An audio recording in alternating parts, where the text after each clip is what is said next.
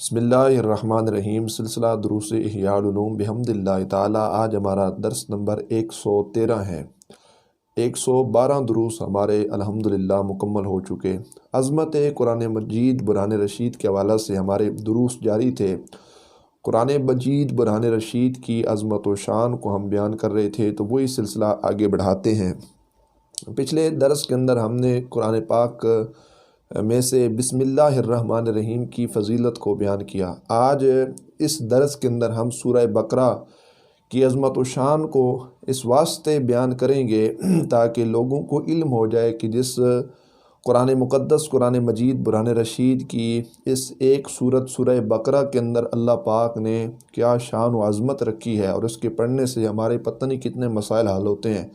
وہاں پر اللہ کا جو سارا قرآن ہے 114 صورتوں پر جو مشتمل ہے، اس سارے قرآن کے اندر اللہ نے کیا کمال رکھا ہوگا، اور ان کی صورتوں کے اندر اللہ کریم جل جلالہ نے کیا عظمت و شان رکھی ہوگی۔ تو سورہ بقرہ مسلم شریف میں سیدنا انس بن مالک رضی اللہ تعالیٰ عنہ سے روایت ہے، وہ فرماتے ہیں کہ ہم میں سے جو شخص سورہ بقرہ اور سورہ آل عمران جانتا، اس کی بڑی عزت ہوا کرتی تھی۔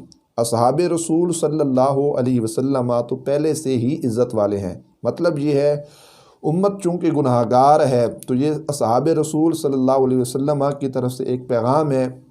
اگر لوگ تم چاہتے ہو اللہ تمہاری عزت میں برکت عطا فرمائے، تمہاری عزت کو عروج نصیب ہو، تو سورہ بقرہ اور سورہ آل عمران کی تعلیمات پر عمل کرو اور ان صورتوں کو سیکھو، ان کو یاد کرو، اللہ تمہاری عزت میں برکتیں عطا فرمائے گا۔ مسند احمد وغیرہ میں ہے، حضور نبی کریم صلی اللہ علیہ وسلم نے ارشاد فرمایا، سورہ بقرہ قرآن مجید برہان رشید میں ایسی ہے جیسے اونٹ کے جسم میں کوہان ہوتی ہے، جس طرح اونٹ کے جسم کے اوپر ایک کوہان ہوتی ہے نا، یہی مثال ہے سورہ بقرہ کی قرآن مجید کے اندر، یعنی اس کے پیٹھ کی ہڈی۔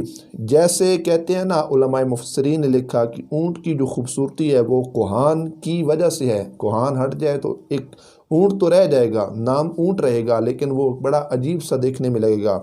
تو کہتے ہیں قرآن مجید برہان رشید کی جو زینت ہے وہ سورہ بقرہ ہے۔ اس کی مثل ایسے جس طرح اونٹ کے اوپر کیا ہوتی ہے، کوہان ہوتی ہے۔ اور اسی مسلم شریف کے اندر ایک ہے کہ چمکدار اور نورانی صورتوں کو پڑھا کرو، یہ کہا گیا ہے، یعنی اس سے مراد سورہ بقرہ اور سورہ آل عمران ہے، کیونکہ قیامت کے دن یہ جو دونوں صورتیں ہیں یہ اپنے پڑھنے والوں پر بادلوں کی طرح سایہ بھی کریں گی، اور ان کو جو ہے نا ان کے حق میں شفاعت بھی کریں گی۔ یہ صورتیں ہیں جو نبی کریم صلی اللہ علیہ وسلم کے سینہ اطہر کے اوپر نازل ہوئی ہیں۔ یہ قرآن کا چونکہ حصہ ہے، اور قرآن ہمارے آقا صلی اللہ علیہ وسلم پر نازل ہوا، تو جس قرآن کی ان دو صورتوں کے اندر سورہ بقرہ اور سورہ آل عمران دونوں کی فضیلت میں یہ بات آئی ہے کہ وہ قیامت کے دن شفاعت کریں گی، تو صاحب قرآن محمد الرسول اللہ صلی اللہ علیہ وسلم کی شفاعت کا عالم کیا ہوگا۔ اور تفسیر عزیزی میں ہے کہ حضور نبی کریم صلی اللہ علیہ وسلم نے ارشاد فرمایا، جو شخص ہر جمعہ کی شب سورہ بقرہ اور سورہ آل عمران پڑھے گا تو اس کو اتنا ثواب ملتا ہے، حضور فرماتے جتنا زمین سے لے کر آسمان تک ہے، زمین سے لے کر آسمان تک جتنا خلا ہے، یہ سارا اس شخص کے لیے ثواب سے بھر جائے گا جس نے شب جمعہ اپنی جو ہے نا ساعتوں کو قرآن کی آیات بینات کی تلاوت میں گزارا، اور اس شخص نے سورہ بقرہ اور سورۃ جو ہے نا آل عمران کی تلاوت کی۔ اللہ اکبر۔ ام دردہ سے روایت ہے، ایک شخص نے جو قرآن پاک کی تلاوت کرنے والا تھا، ایک روز اس نے اپنے پڑوسی کو مار ڈالا اور صبح کو اسے گرفتار کر کے قتل کر دیا گیا۔ اللہ اکبر۔ جب اس سے دفن کیا گیا تو تمام صورتیں اس کی قبر سے نکلتی ہوئی دیکھی گئی، مگر سورہ بقرہ اور سورہ آل عمران اس وقت تک نہ گئیں جب تک جمعہ شریف کا دن نہ آیا اور وہ شخص عذاب سے محفوظ ہو گیا۔ یہ کس طرح قرآن کی یہ دونوں صورتیں سورہ بقرہ اور سورہ آل عمران جو ہے نا عذاب قبر سے نجات کا سما فراہم کرتی ہیں، یہ نجات کا پروانہ ہے، آخرت میں یہ شفاعت کرتی ہیں۔ اور حضرت عمر رضی اللہ تعالی عنہ نے حضور نبی کریم صلی اللہ علیہ وآلہ وبارک وسلم سے سورہ بقرہ 12 سال میں اس کے تمام حقائق کے ساتھ پڑھی، اس کے اندر جو چیزیں تھیں وہ ساری حضرت عمر رضی اللہ تعالیٰ نے 12 سالوں میں اس کے حقائق پڑھے، اس کے رموز کو پڑھا، اس کو سیکھا، اور جب ختم ہوئی تو ختم والے دن اس خوشی میں ایک اونٹ ذبح کر کے اصحاب رسول صلی اللہ علیہ وآلہ وبارک وسلم میں جو ہے نا تقسیم کیا گیا۔ حضور علیہ السلام کے صحابہ کی دعوت دی گئی اور صحابہ کرام رضوان اللہ تعالیٰ علیہم اجمعین کو اونٹ کھلایا گیا۔ اتنی خوشی ہوئی، اور کتنا لگایا؟ 12 سال لگے قرآن کی ایک سورت کے حقائق، اس کے رموز سیکھتے ہوئے۔ آج ہم قرآن اٹھاتے ہیں، بس اس کو یوں ہی پڑھ کے اس کو بند کر دینا۔ تو یہ تعلیمات اور قرآن کا فیض، قرآن کا نور اور حقیقی ہدایت ایسے ورک الٹ پلٹ کرنے سے نصیب نہیں ہوتی۔ اصل ہے اس کو سمجھا جائے، اس کو پرکھا جائے، اس میں دھیان کیا جائے، اس کو دیکھا جائے کہ اللہ نے کیا فرمایا ہے، کس سے منع کیا، تو اس کی تعلیمات کو بھی حاصل کیا جائے۔ اللہ اکبر۔ قرآن پاک میں سب سے بڑی سورت چونکہ یہی ہے، 286 آیات بینات اس کے اندر موجود ہیں، اور اس کے علاوہ 40 رکوع اور 6121 کلمے اور 25500 حروف اس سورت کے اندر جو ہیں وہ موجود ہیں۔ اور پھر یہ بھی کہا گیا ہے کہ جس گھر میں سورہ بقرہ کی تلاوت کی جاتی ہے، اس کی آیات بینات پڑھی جاتی ہیں، اس گھر میں 3 روز تک شیطان جو ہے وہ داخل نہیں ہوتا۔ چاہتے ہیں ہمارے گھروں میں شیطان داخل نہ ہو تو سورہ بقرہ کی تلاوت کا معمول بنائیے اپنے گھروں میں، انشاءاللہ تعالی اللہ کے فضل و کرم سے شیطان اس گھر کے اندر داخل نہیں ہوگا۔ جو شخص ہمیشہ سوتے وقت سورہ بقرہ کی 10 آیات بینات پڑھ لیا کرے گا، انشاءاللہ اس شخص کو قرآن کریم کبھی نہیں بھولے گا۔ وہ 10 آیات بینات کون کون سی ہیں؟ 4 آیات اول کی، اور اس کے علاوہ یعنی مفلحون تک، اور اس کے علاوہ اور آیت الکرسی، اور 2 آیاتیں آیت الکرسی کے بعد کی، اور 3 آیاتیں آخر صورت کی۔ یہ کوئی شخص جب اس کو یاد کرے گا تو اللہ کے فضل و کرم سے قوت حافظہ میں یہ انتہائی مفید ہے کہ اس کو اگر سوتے وقت پڑھ لیا جائے تو اللہ کے فضل و کرم اور اس کی رحمت سے انسان کا جو حافظہ ہوگا وہ قوت والا ہوگا۔ اللہ اس کے حافظے کے اندر برکت بھی عطا فرمائے گا، تقویت بھی عطا کرے گا، اللہ نور بھی عطا کرے گا۔ دوائیاں کھانے سے اور بقیہ جو تمام معاملات کرنے سے ہم اگر اپنے دماغ کو تقویت دیتے ہیں تو اس پر ہمیں اتنا یقین کامل نہیں ہوتا، لیکن قرآن ہے اور ہمارے بزرگان دین کے فرامین کے اندر ضرور حکمت ہوتی ہے۔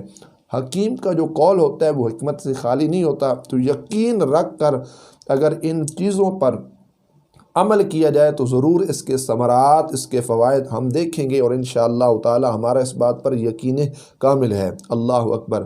پھر دیکھیں سورہ بقرہ کے اندر اللہ تعالیٰ جل جلالہ نے کیا شان اس کے اندر رکھی، کیا فوائد اس کے اندر رکھے گئے۔ سورہ بقرہ کی آخری 2 آیات یعنی آیتیں جو آمن الرسول سے آخر تک حضور نبی کریم صلی اللہ علیہ وآلہ وبارک وسلم کو معراج بلا واسطہ جب عطا ہوئی تو نبی کریم علیہ السلام کو یہ آیات بینات وہاں معراج کی شب اللہ کریم جل جلالہ نے آپ کو عطا فرمائی ہیں۔